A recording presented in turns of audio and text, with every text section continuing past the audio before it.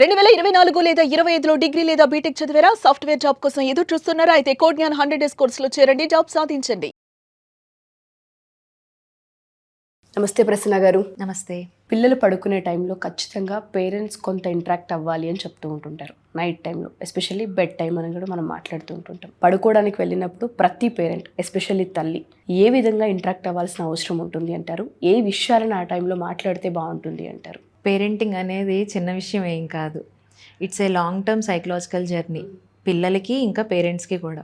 కానీ ఇప్పుడున్న పరిస్థితుల్లో పేరెంట్స్కి బిగ్గెస్ట్ ఛాలెంజ్ ఏంటి అంటే టైం షార్టేజ్. అవును, టైం ఉండట్లేదు. మార్నింగ్ నుంచి ఉరుకులు పరుగులు జీవితంలో అసలు పిల్లలతో క్వాలిటీ టైం స్పెండ్ చేయడానికి మాకు అసలు టైం ఉండట్లేదు అని పేరెంట్స్ ఫీల్ అవుతూ ఉంటారు.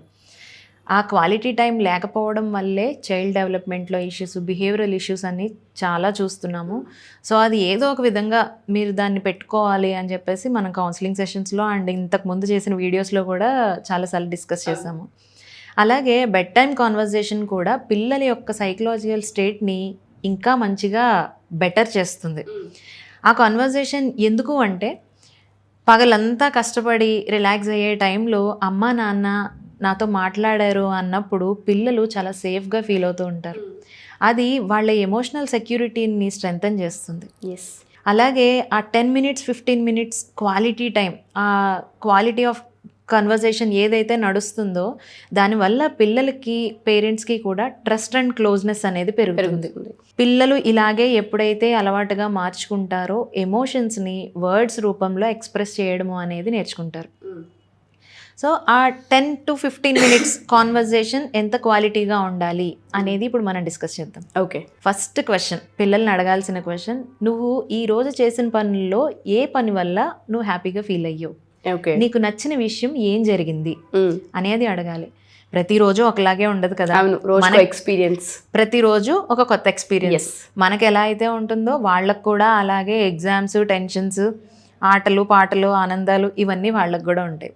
అవి మనం అడిగి తెలుసుకోవాలి. ప్రతిసారి వాళ్ళు ఎక్స్ప్రెస్ చేయరు. సో మనం ఎప్పుడైతే ఈ కాన్వర్జేషన్లో ఈ క్వశ్చన్ ఇంక్లూడ్ చేస్తామో ఖచ్చితంగా నేను ఈ విషయం వల్ల చాలా హ్యాపీగా ఫీల్ అయ్యాను, నాకు బాగా అనిపించింది అని చెప్పినప్పుడు అది నిజంగా మంచి విషయమే అయితే మళ్ళీ మళ్ళీ వాళ్ళ లైఫ్లో ఆ విషయాన్ని జరిగేలాగా మనమే చూడాలి. సో పాజిటివిటీని పెంచిన వాళ్ళం అవుతామట ఆ క్వశ్చన్ వేయడం వల్ల. అలాగే ఈ రోజు మొత్తంలో నీకు నచ్చని విషయం ఏదైనా జరిగిందా? ప్రతిరోజు ఒకలాగే ఉండదు కదా. పాజిటివ్ ఉంటుంది, నెగిటివ్ కూడా ఉంటుంది. నెగిటివ్ థింగ్స్ కూడా జరుగుతూ ఉంటాయి. అలా నెగిటివ్ థింగ్స్ జరిగినప్పుడు మనం బాధపడడము, ఏడుస్తూ ఉండడము, అక్కడే ఆగిపోవడం అన్నట్టుగా కాకుండా ప్రతి ఎక్స్పీరియన్స్ నుంచి మనం ఏదో ఒక కొత్త విషయాన్ని నేర్చుకుంటాము అని పిల్లలకి మనం ఎప్పుడైతే అర్థమయ్యేలాగా చెప్తామో పిల్లల్లో కాన్ఫిడెన్స్ అనేది పెరుగుతుంది. దాంతోపాటు ప్రాబ్లమ్ సాల్వింగ్ స్కిల్స్ కూడా పెరుగుతాయి. సో ఈ క్వశ్చన్ అనేది పాజిటివ్, నెగిటివ్ రెండూ ఉంటాయి, మనం రెండింటినీ కూడా తీసుకోవాలి అనేది పిల్లలకి నేర్పించాలి. అలాగే ఈ రోజు నీకు ఎవరైనా హెల్ప్ చేశారా, లేదంటే నువ్వెవరికైనా హెల్ప్ చేసావా? మనం ఈ క్వశ్చన్స్ ఫ్రీక్వెంట్గా ఎప్పుడైతే అడుగుతామో పిల్లల్లో హ్యుమానిటీ అనేది ఒక సీడ్ వేసిన వాళ్ళం అవుతాం. ఓకే.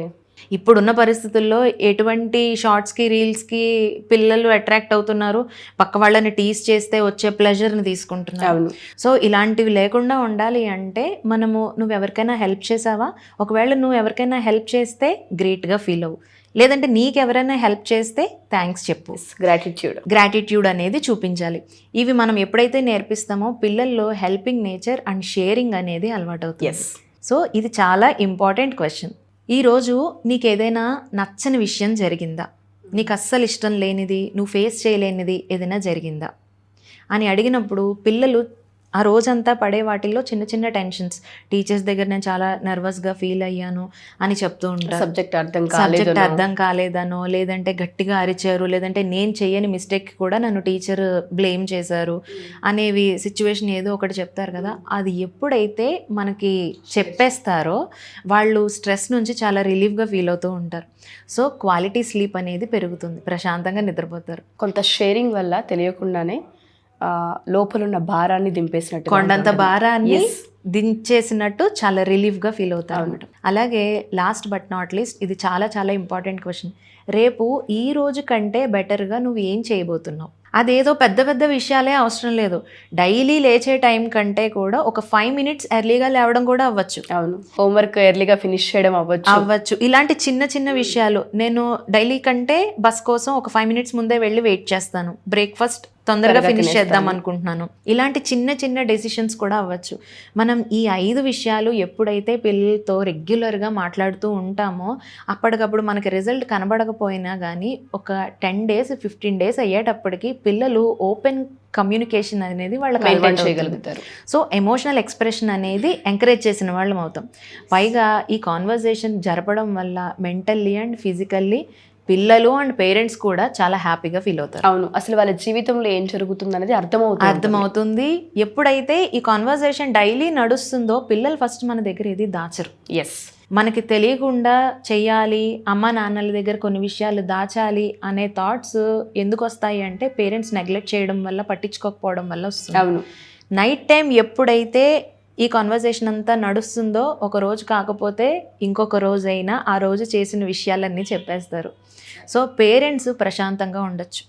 వాళ్ళ పేరెంటింగ్ అనేది ఇంకా ఇంకా బెటర్ అవుతూ ఉంటుంది.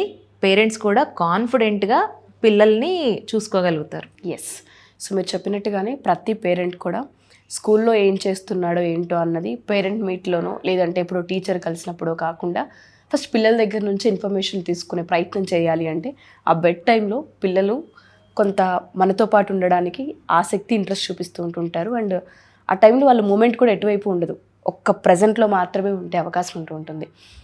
అసలు ఏం జరిగింది, ఏది నచ్చలేదు, ఏది బాగా నచ్చింది, హెల్పింగ్ నేచరు, షేరింగ్ నేచరు, ఇదంతా హోల్ లైఫ్కి సంబంధించిన ఎడ్యుకేషన్ అనే చెప్పాలండి ఒక రకంగా. చాలామంది పేరెంట్స్ అడుగుతూ ఉండేది ఏంటి అంటే పిల్లలు మాతో ఓపెన్ అవ్వట్లేదు, ఎలోన్గా ఉండడానికి ప్రయత్నిస్తూ ఉన్నారు, నిద్రలో సడన్గా లేచి ఉలిక్కిపడి ఏడుస్తూ ఉన్నారు, స్కూల్ అనగానే భయపడిపోతూ ఉన్నారని చెప్తూ ఉంటుంటారు. ఎన్నిసార్లు ప్రయత్నించినప్పటికీ మాకు ఆన్సర్ రావట్లేదు, స్కూల్లో టీచర్స్ని అడిగినా స్కూల్లో బాగానే ఉంటున్నాడు అని చెప్తూ ఉంటారు.